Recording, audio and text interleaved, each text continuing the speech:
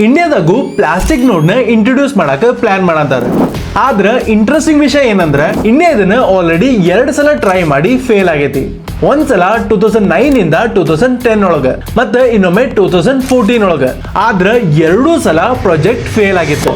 ಈಗ real question ಏನಂದ್ರ ಯಾಕಿದು stop ಆಯ್ತ, ಟೆಕ್ನಾಲಜಿ ಫೇಲ್ ಆಯ್ತಾ, ATM ಸಿಸ್ಟಮ್ ಪ್ರಾಬ್ಲಮ್ ಅಥವಾ ಪ್ರೊಡಕ್ಷನ್ ಕಾಸ್ಟ್ ಜಾಸ್ತಿ ಆಯ್ತಾ ಅಂತ ಇವತ್ತು ನಾನು ಇದನ್ನ ಸಿಂಪಲ್ ಆಗಿ ಎಕ್ಸ್ಪ್ಲೈನ್ ಮಾಡ್ತೀನಿ.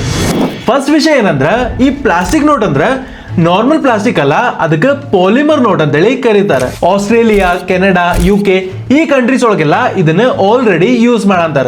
ಯಾಕಂದ್ರೆ ಇದು ಸ್ಟ್ರಾಂಗ್ ಐತಿ, ವಾಟರ್ ಡ್ಯಾಮೇಜ್ ಕಡಿಮೆ, ಮತ್ತೆ ಇದನ್ನ ಫೇಕ್ ಮಾಡೋದು ಬಹಳ ಡಿಫಿಕಲ್ಟ್ ಐತಿ. ಸೊ ಲಾಜಿಕಲಿ ಹೇಳ್ಬೇಕಂದ್ರ ಇಂಡಿಯಾನು ಇದನ್ನ ಯೂಸ್ ಮಾಡಕ್ ಪ್ಲಾನ್ ಮಾಡೋದು ಬೆಟರ್ ಅನಿಸ್ತೈತಿ. ಆದ್ರ ಎಕ್ಸಾಕ್ಟ್ಲಿ ಇಲ್ಲೇ ಇಂಟ್ರೆಸ್ಟಿಂಗ್ ಪಾರ್ಟ್ ಸ್ಟಾರ್ಟ್ ಆಗೋದು. 2009-2010 ಟೈಮ್ ಒಳಗ RBI ಪೈಲಟ್ ಪ್ರಾಜೆಕ್ಟ್ ನ ಪ್ಲಾನ್ ಮಾಡಿದ್ರ. ಅದ್ರಾಗ ಕೆಲವೊಂದು ಸಿಟೀಸ್ ನು ಸೆಲೆಕ್ಟ್ ಮಾಡಿದ್ರ. ಐಡಿಯಾ ಬಹಳ ಸಿಂಪಲ್ ಇತ್ತು. ಪೇಪರ್ ನೋಟ್ಸ್ ಎಲ್ಲ ಜಲ್ದಿ ಡ್ಯಾಮೇಜ್ ಆಗ್ತಾವ, ಅದಕ್ಕೆ ಲಾಂಗ್ ಲಾಸ್ಟಿಂಗ್ ನೋಟ್ಸ್ ನ ಒಂದ್ಸತ ಟ್ರೈ ಮಾಡೋಣ ಅಂತ.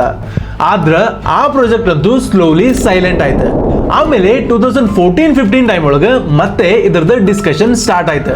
ಅವಾಗ್ಲೂ ಇದನ್ನ ಪ್ರಾಪರ್ ಆಗಿ ಎಕ್ಸಿಕ್ಯೂಟ್ ಮಾಡ್ಲಿಕ್ಕೆ ಆಗ್ಲಿಲ್ಲ. ಈಗ ನೀವು ಕೇಳ್ಬೋದು ಆಕ್ಚುಯಲ್ ಪ್ರಾಬ್ಲಮ್ ಅವಾಗ ಏನಾಗಿತ್ತಂತ. ಬಹಳ ಜನ ತಿಳ್ಕೊತಾರ ಅವಾಗ ಟೆಕ್ನಾಲಜಿ ಫೇಲ್ ಆಗಿತ್ತಂತ.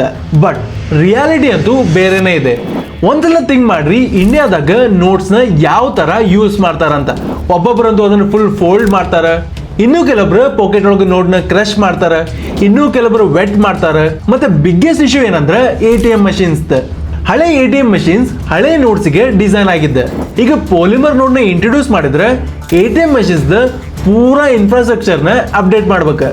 ಮತ್ತೆ ಅದಕ್ಕಂತೂ ಥೌಸಂಡ್ಸ್ ಆಫ್ ಕ್ರೋರ್ಸ್ ಅಂತೂ ಖರ್ಚಾಕೈತಿ. ಈಗ ನಾವು ಇನ್ನೊಂದ್ ಸೈಡ್ ಇಂದ ಇದನ್ನ ನೋಡಿದ್ರೆ ಪಾಲಿಮರ್ ನೋಟ್ಸ್ ಪ್ರೊಡಕ್ಷನ್ ಕಾಸ್ಟ್ ಅಂತೂ ಇನಿಷಿಯಲಿ ಜಾಸ್ತಿ ಇರ್ತೈತಿ. ಆದ್ರೆ ಲಾಂಗ್ ಟರ್ಮ್ ರಿಪ್ಲೇಸ್ಮೆಂಟ್ ಕಾಸ್ಟ್ ಕಡಿಮೆ ಆಗ್ತೈತಿ. ಅದಕ್ಕೆ RBI ನು ಪಾಲಿಮರ್ ನೋಟ್ ನ ಇಂಟ್ರೊಡ್ಯೂಸ್ ಮಾಡೋದ್ರ ಬಗ್ಗೆ ಥಿಂಕ್ ಮಾಡಂತಾರೆ. ಅದ್ರ ಜೊತೆ ಇಂಡಿಯಾದಾಗ ಡ್ಯಾಮೇಜ್ ನೋಟ್ಸ್ ಮತ್ತೆ ಫೇಕ್ ನೋಟ್ಸ್ ಅಂತೂ ಸಿಕ್ಕಾಪಟ್ಟಿ ಐತಿ. ಸೊ ಈಗ ಬಿಗ್ಗೆಸ್ಟ್ ಕ್ವಶನ್ ಏನಂದ್ರೆ 2026 ಒಳಗೆ ಈ ಪಾಲಿಮರ್ ನೋಟ್ ಸಕ್ಸಸ್ಫುಲಿ ಲಾಂಚ್ ಆಗುತ್ತಾ ಅಂತ, ಅಥವಾ ಹಿಸ್ಟ್ರಿ ಪ್ರಕಾರ ಇನ್ನೊಮ್ಮೆ ಫೇಲ್ ಆಗುತ್ತಾ? ಇದ್ರ ಬಗ್ಗೆ ನನಗೇನು ಅನ್ಸತೈತೆ ಅಂದ್ರೆ ಪ್ರಾಬ್ಲಮ್ ಇರೋದು ಟೆಕ್ನಾಲಜಿ ಒಳಗಲ್ಲ, ಎಕ್ಸಿಕ್ಯೂಷನ್ ಒಳಗೆ. ಸಣ್ಣ ಕಂಟ್ರಿ ಎಲ್ಲ ಆಗಿದ್ರ ಈ ತರ ಸಿಸ್ಟಮ್ ನ ಚೇಂಜ್ ಮಾಡೋದು ಬಹಳ ಈಸಿ ಇರ್ತೈತೆ. ಆದ್ರೆ ನಮ್ ಇಂಡಿಯಾ ಅಂತ ದೊಡ್ಡ ಕಂಟ್ರಿ ಒಳಗ ಇದು ಮಾಡೋದು ಅಷ್ಟೇ ಈಸಿ ಇಲ್ಲ.